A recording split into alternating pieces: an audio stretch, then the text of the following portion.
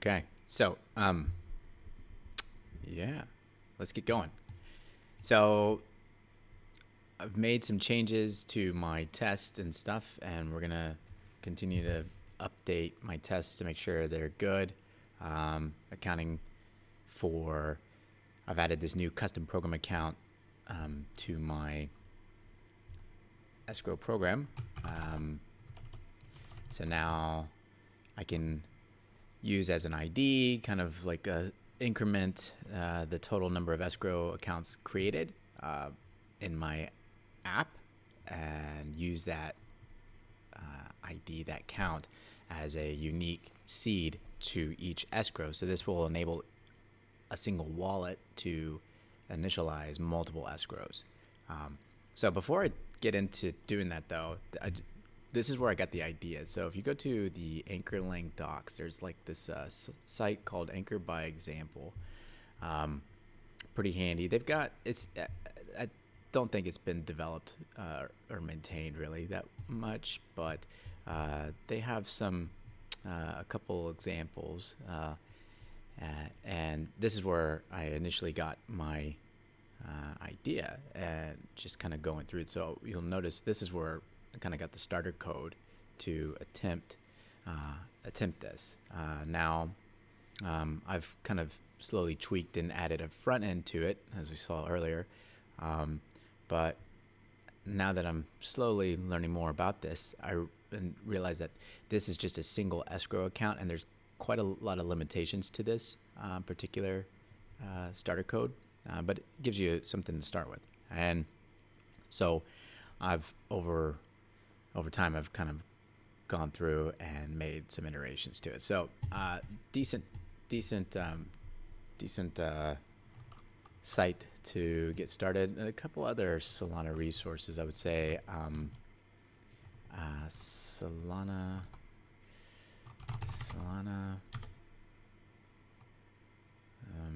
samples. I'm trying to see. There's a really good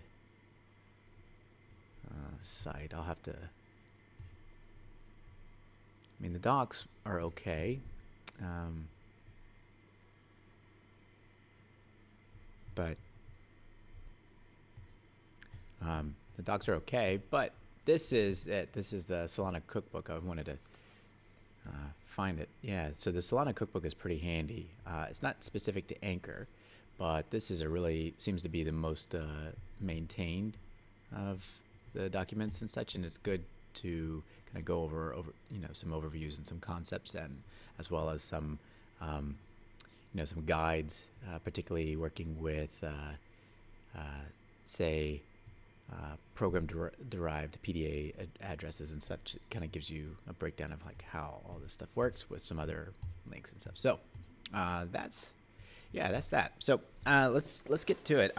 What I'd like to do, what I have yet to do, is currently my last time I've got my my test working, where I've got I've moved some code around, and I have the initialize escrow, I have the create this custom program account. This passes, this is working. I've got my initialize escrow account, and I have successfully passed this accept the trade test as well. So this is where it's actually the second wallet comes in and agrees to the terms essentially and accepts, and then we do some transfers. So the last thing that I need, I mean, there's more tests that I certainly will need to write in time, but the last test that I need to do is this cancel the trade. So just looking at this test, I could do what I did last time, is just get rid of the X for Mocha test and just let it run the test and tell me what's wrong. But let's just think this through a little bit. To cancel the test, I have my cancel instruction, and I have my cancel context in validation struct. This is Anchor specific, but this is basically validating all the accounts that get passed into the instruction. So I'm going to need my the seller, obviously I need to grab the escrow. Yeah, and because we've added this new seed to the escrow, I'm going to have to update the seeds list here for sure. So for formatting purposes, let's pull this over just a bit and make this a little easier for us to follow. So, yep, seeds and then the bump. So what we've done so far is we've got the seed prefix, the authority, which is the original wallet of the one that initialized or created the escrow account to begin with. But we also have the seed. So because we're just fetching it, I believe in this case, all we need to do is get the escrow number. Oh wait, we are in Rust land, so number. I think I did string as ref, if I recall. Let me see. What did we do? Yeah, earlier, this line right here. So using the toString as ref method. So,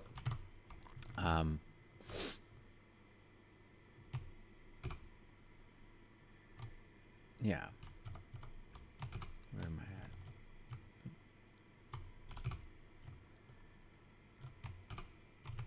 So we've added the new seed. We shouldn't need the custom program account because it's just gonna be a dummy incrementer, total escrow count. So even if this fails, like if the escrow is canceled, I'm not gonna remove I'm not gonna decrement the total count because it's really just an ID. And if I really wanted to do some later lookup on which ones, like which accounts were canceled or weren't successful or didn't go through, then on my escrow struct itself, I have a couple of fields to help with that. Maybe a little bit of redundancy here, but I've got like is active and has exchanged, things like that. This would, between those, I could be able to get kind of a list of all the accounts, escrow accounts that didn't work. But one thing to note though with this cancel actually is that it actually closes the whole account. So when we close this token account that's stored inside of our escrow, the escrowed out token account, when we close that, it actually removes the PDA is still available, so we can reuse for the escrow, like to do it like another escrow with the same keys, or seeds, I should say. But when we close, yeah, I learned that earlier. So, so yeah, I'm just thinking through, like, if I do cancel this, do I need to decrement I don't think I need to bother with it. So back to the cancel validation struct, we need access to the escrow account itself. The close is the seller. So the one that's going to be in charge of actually closing it, and the authority is going to be the wallet of the seller. The authority equals the seller key. Here are the new seeds updated. We get the bump. That's all good.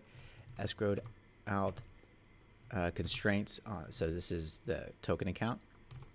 We make sure that the token account address is equal to the what we have stored inside this escrow as the escrow token account. So that nothing changes there. We do need the seller's out token account. So we need to be able to, this is originally the seller. They were transferring. They wanted to pay this out token for an in token. So we obviously need access to that out token account, that associated token account from the seller. And we have some handy constraints thanks to Anchor that allows us to confirm and validate all this stuff. And that's essentially it, because there's no money exchange. So when we're canceling, the seller's just saying, nah, I'm not going to do this. I want my money back. And so then it performs the actual cancel of that. So those are the validation structs. And if I go to the actual instruction, I have this instruction function called cancel.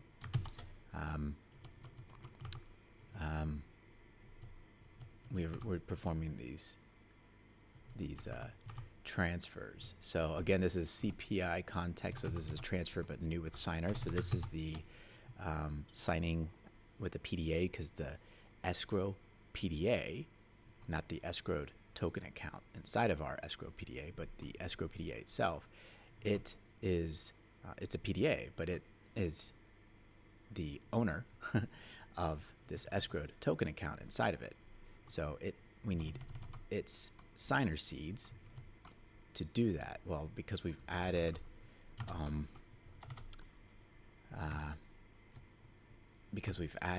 this increment, then that means that we need to pass this seed as well. So let me go back a little bit and clean this up.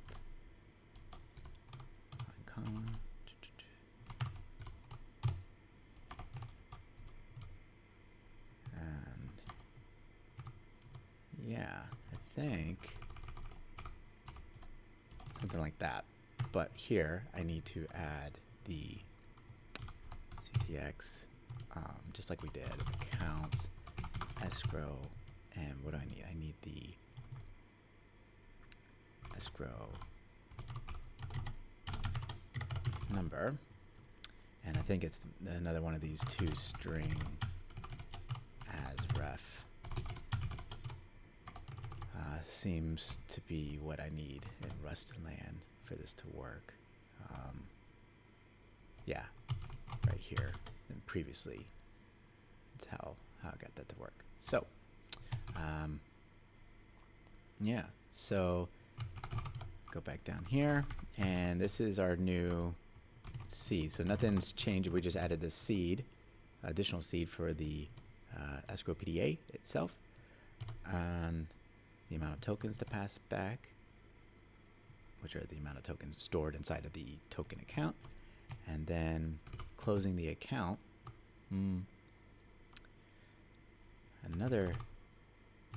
So which account do we close? Escrow, escrowed out token account. Okay. So we're actually closing the escrowed token account, not the escrow PDA. So how do you close account? You use this token program's close account method. And so what you can do with that is you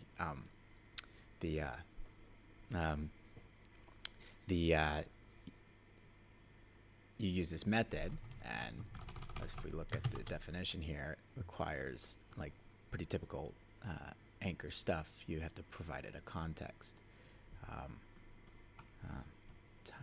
So in order to do that, though, we're doing the CPI context new with signer again. This is again because our escrow PDA is the owner of our escrow token account. That's my understanding. And now we use this close account method.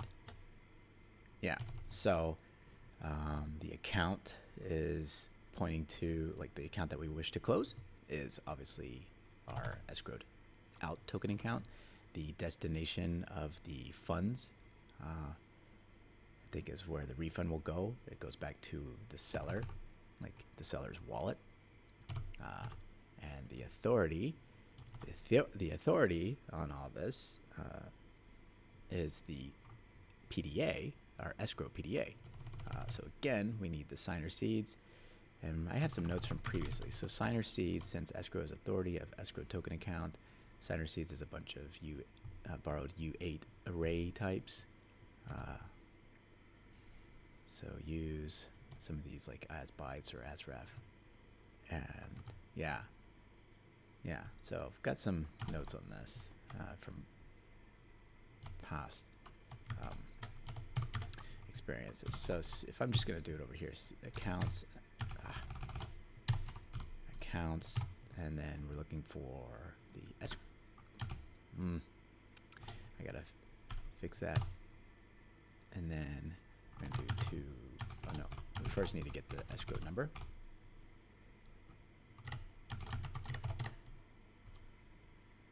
What was that? Really? I like LunarVim. I just need to take the time to fix this whole tab selection stuff. I'm not used to the default. So, all right, let's try this again. So, context, accounts, escrow, and then the escrow number, and then we want the toString, and then the asRef method. I believe that will do it. Yeah, and that's that. So, Mason info. So in LunarVim, little side note, LunarVim has this neat integration with Mason, and then you can kind of see which, like, you can kind of, it handles a lot of this language, LSP servers and stuff, and linters. I need to do something because it's no longer connecting to my formatters that it used to. So, but I'll deal with that later. All right, so that is that. So we've updated, to recap, we've updated the cancel validation struct.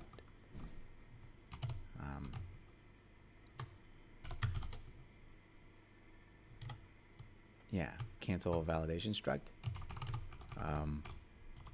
here. And all we did was just update the seeds so we can fetch the correct escrow PDA. Then we've updated our context, our validation context, or like our instruction function, I should say. And again, it's just because we're signing with the PDA, the escrow PDA, we need to update all the seeds that are referenced. So I think that's kind of it. So let's give this a whirl. If I go back here and I get my test validator running, so this is my local chain basically, and then I need to rebuild, and we're doing the escrow program here, and this will Anchor will do its thing and deploy the program, and we can see actually Solana program show programs, I believe is the deal. Right. Yeah, so got this program ID which matches this program ID. So we're running, and my wallet's got some SOL in there, and yeah, I think we're good. So next is I will get the logs running over here, and then we'll do the Anchor run test escrow, and I think I've removed the X from the Mocha test, so let's give it a run. See how it complains.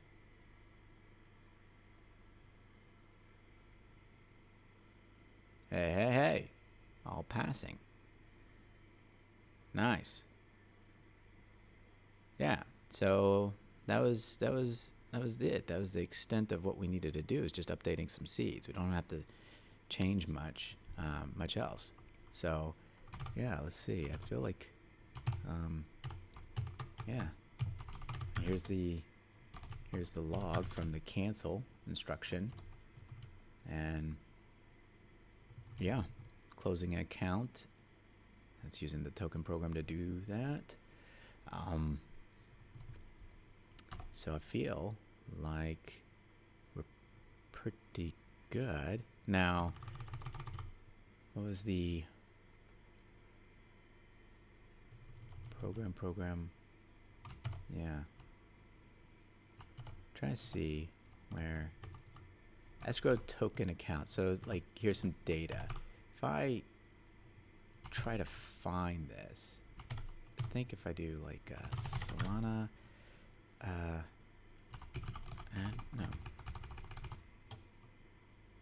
it's a token account. So it's SPL token. I forget what I've got here. I've got